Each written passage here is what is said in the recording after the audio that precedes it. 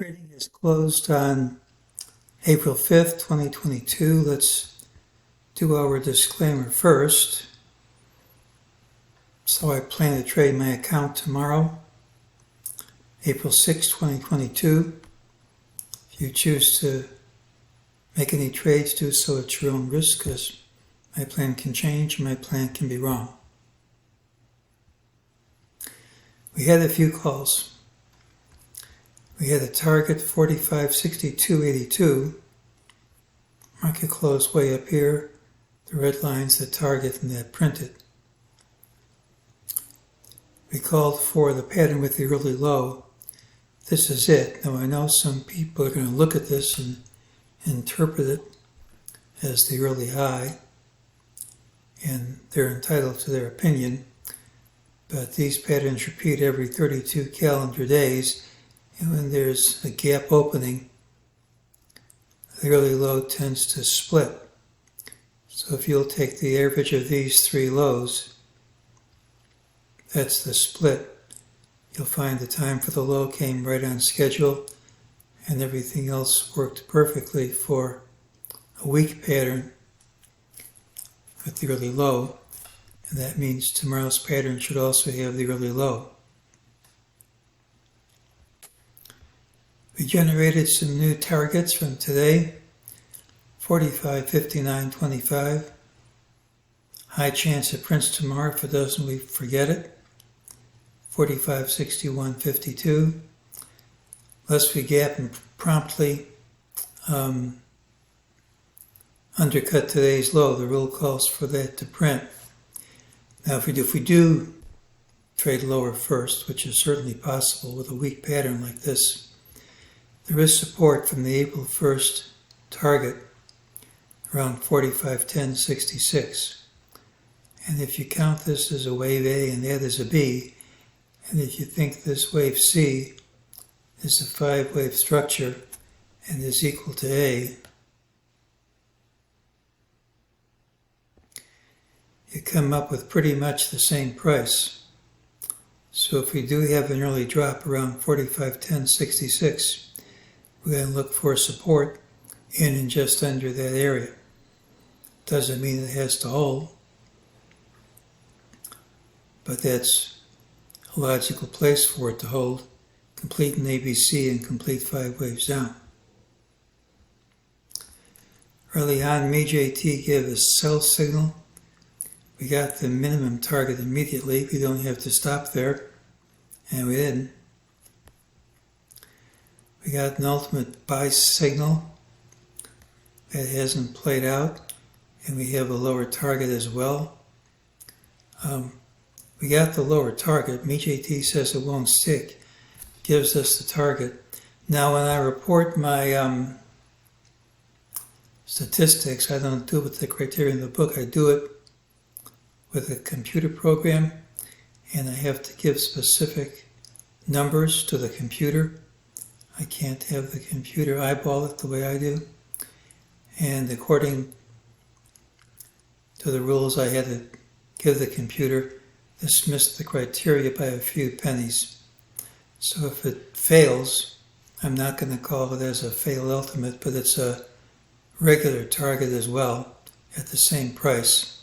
So this will be a failed target if it doesn't print.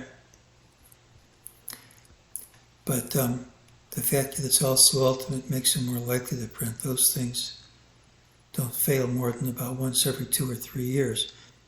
Now its preferred time frame is tomorrow, but things don't always print in their preferred time frame. And this drop in a normally bullish pattern is so negative, I'm going to say there's an increased risk it might not work.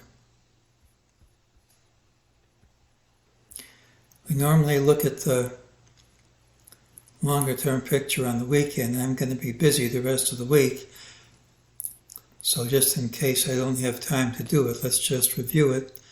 Our original idea was we had an AB. We're waiting for wave C to end. These are our targets,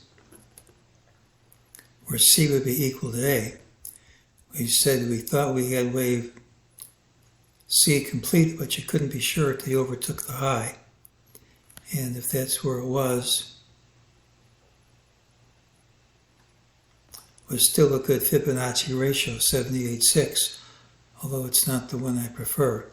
If that's it, if we completed an ABC, we should be starting an impulse up, ideally.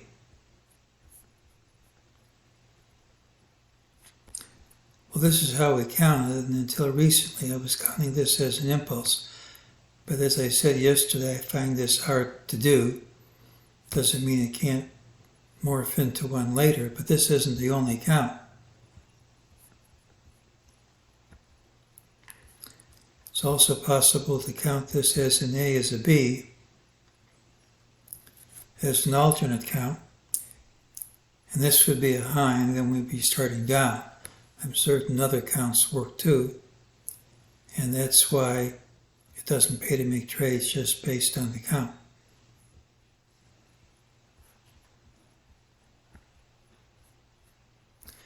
We said yesterday I just couldn't count this as an impulse, so that's why I didn't think it was a third wave up. But it's not hard to count it as an ABC, because those fibs work. And this rally we had going up was overlapping. This rally was overlapping, and this drop is impulsive. And according to Elliott, the impulsive moves tell you that those are the ones that let you know the main direction of the market. So right now the rallies are corrective, and right now the drops aren't, they're impulsive. Once again, I have personal business the rest of the week. I'm still going to try to post. I won't guarantee it. Signals I have are mixed. We'll use these rules. Tomorrow's pattern has the early low. We could gap up. There's a higher target. Unless we gap and move sharply lower, the rules call for it to print. Today's normally bullish pattern was bearish instead, unless vitiated by gapping and promptly overtaking today's high, which looks like quite a long shot. We should see lower prices tomorrow, but that doesn't mean we have to close lower. There's weight balance around the old 45.10.66 MEJT target. It's a level from which a reversal is possible, especially when other analysts have tomorrow as a change in trend day. The recent rally was overlapping and corrective. This week's decline is non-overlapping and impulsive. According to Elliott, that means the main trend remains down. It's hard for me to see a market collapse when the breadth is so good, but the count argues against the rally continuing immediately in full force from here. Looking for the pattern with the early low. If we drop early, we have this 45.10.66 target, and if we don't gap and drop early, we have a higher MEJT target, and that's today's call.